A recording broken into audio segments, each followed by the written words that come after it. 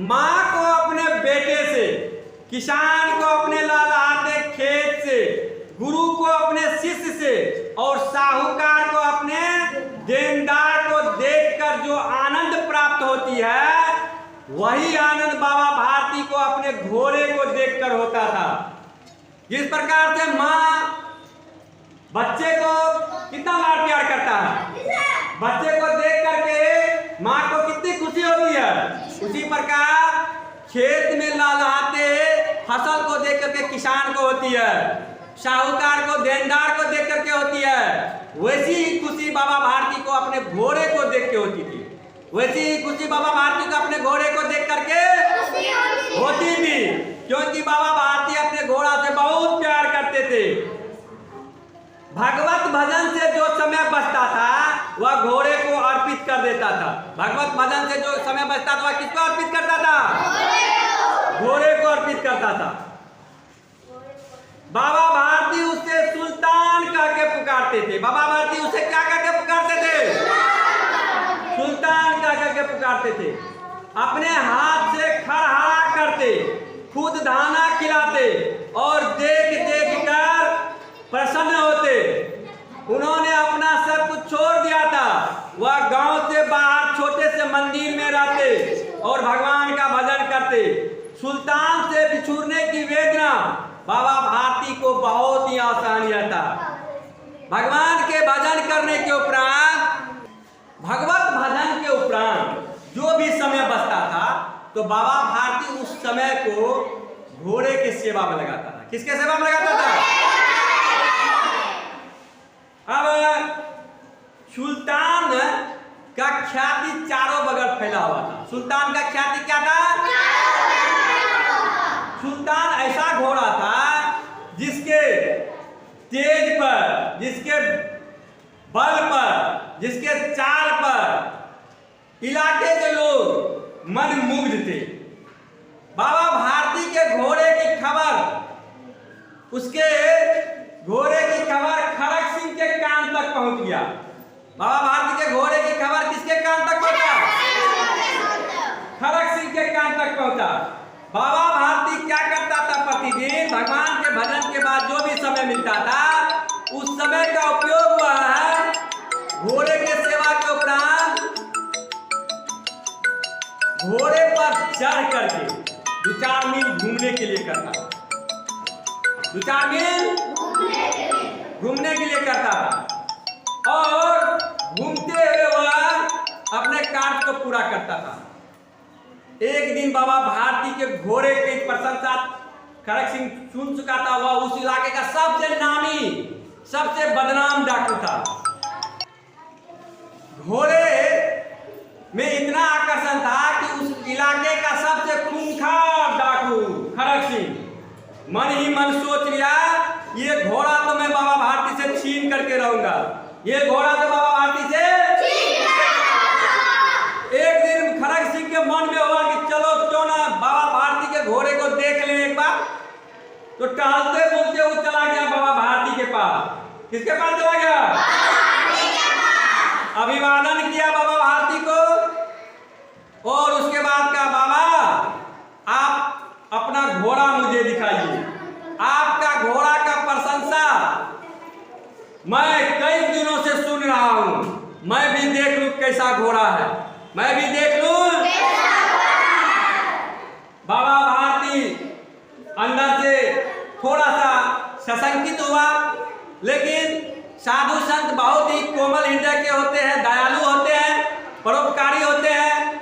सो उन्होंने खड़क सिंह को ले गया, घोड़ा दिखा दिया।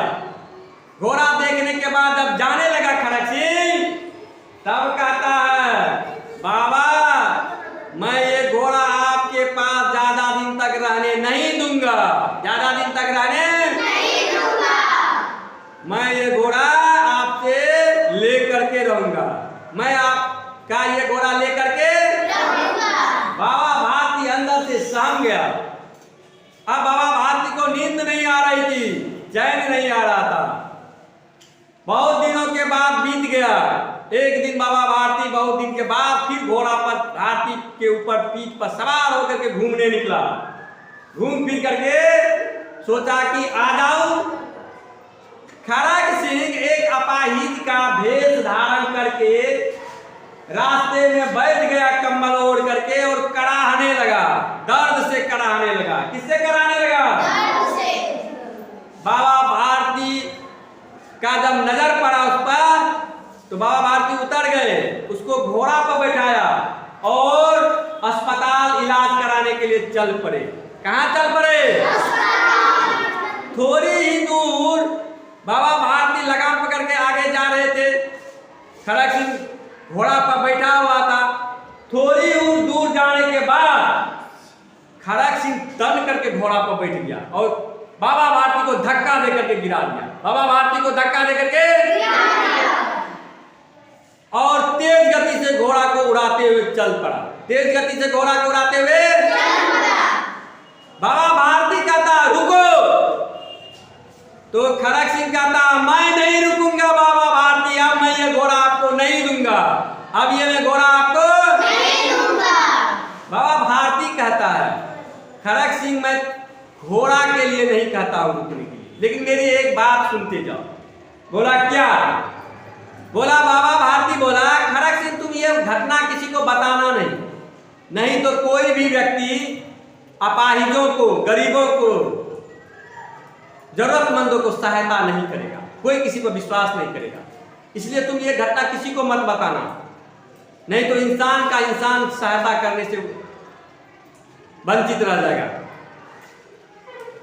उसके बाद बाबा भारती चल पड़ा और बाबा भारती घर के तरफ चल पड़ा, कुटिया की तरफ चल पड़ा और खड़ग सिंह अपने राह चल पड़ा। कुछ दिन तक बाबा भारती बिना सुल्तान के बिताए। सुल्तान के बिना बाबा भारती का मन नहीं लग रहा था, वह बेचैन रहते थे क्योंकि वह सुल्तान घोड़ा को बहुत प्यार करते थे। खड़ग सिंह भी कुछ दिन बीतने के बाद धीरे धीरे उनके मन में ये बात चोट पहुंचाने लगा, कचोटने लगा कि कैसा ये संत है, मैंने इसका घोड़ा भी लिया और यह कहता भी है कि दूसरे को मत कहना। किस प्रकार का यह महान संत है, ऐसे महान संत, ऐसे महान इंसान का घोड़ा लेकर के मैंने अच्छा नहीं किया, घोड़ा लेकर के मैं अच्छा नहीं किया, इसलिए मुझे ये घोड़ा लौटा देनी चाहिए, इसलिए ये घोड़ा मुझे लौटा देनी चाहिए। तब एक दिन खड़ग सिंह सुल्तान को लेकर के बाबा भारती के कुटिया पर पहुंचा और चुपके से फाटक को खोला और घोड़ा वाले घर में अश्व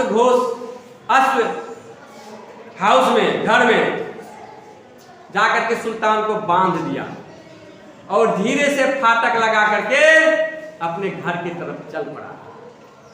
जब सुबह होती है बाबा भारती जगते हैं। बाबा भारती के जगने का आहार को सुन करके सुल्तान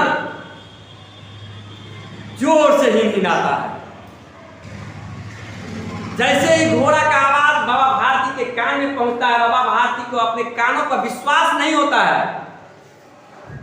उनको लगता है ये तो सुल्तान का आवाज है, लेकिन सुल्तान तो अब है नहीं, उसे तो खड़ग सिंह ले गया है, सुल्तान का आवाज नहीं है, ऐसा वह कहता है अपने आप को, लेकिन मन नहीं मानता है, घोड़ा भी आवाज दे रहा है। तब वह धीरे धीरे अस्तबल की तरफ बढ़ता है तो देखता है अस्तबल में घोड़ा बंधा हुआ है। घोड़ा के गले लिपट करके, सुल्तान के गले लिपट करके बाबा भारती रोने लगता है, क्योंकि बहुत दिन के बाद बिछड़ा हुआ घोड़ा उसको मिलता है, बहुत दिन के बाद बिछड़ा हुआ घोड़ा मिलता है। इस प्रकार से हार की जीत कहानी पूरा हुआ।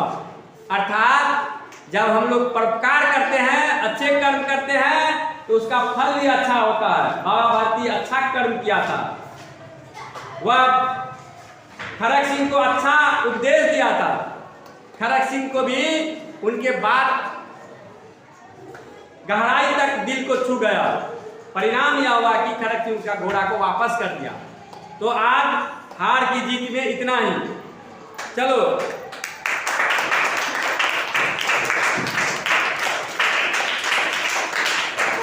अब हम लोग कॉपी निकालेंगे, कलम निकालेंगे और लिखेंगे। क्या लिखेंगे?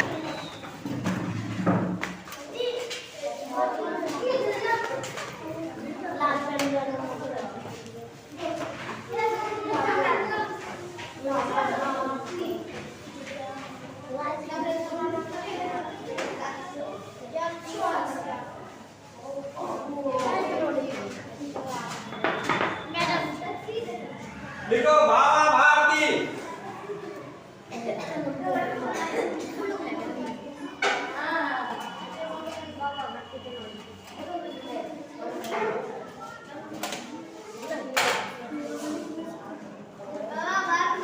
अपने घोड़े को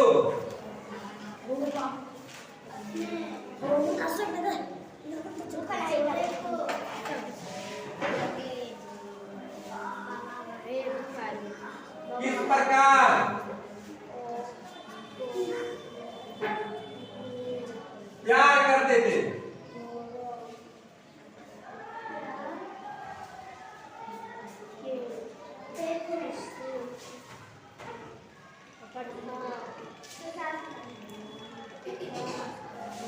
बाबा भारती के घोड़े को देखने के लिए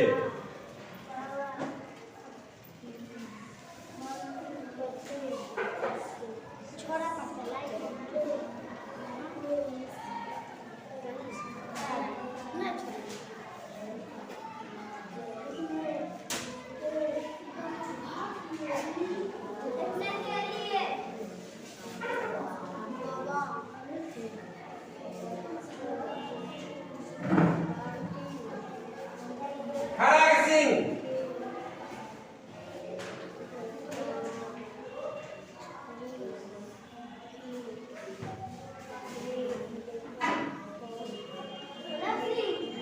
क्यों अधीर हो गया?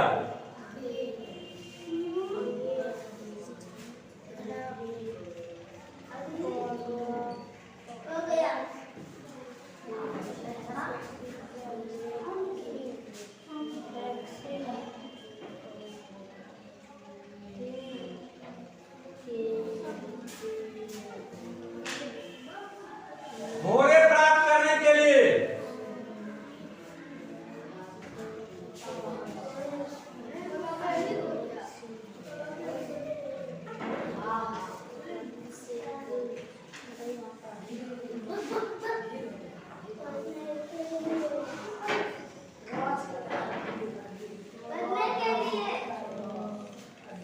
कौन सा कार्य किया? इस तीनों क्वेश्चन का आंसर लिख करके लाओ।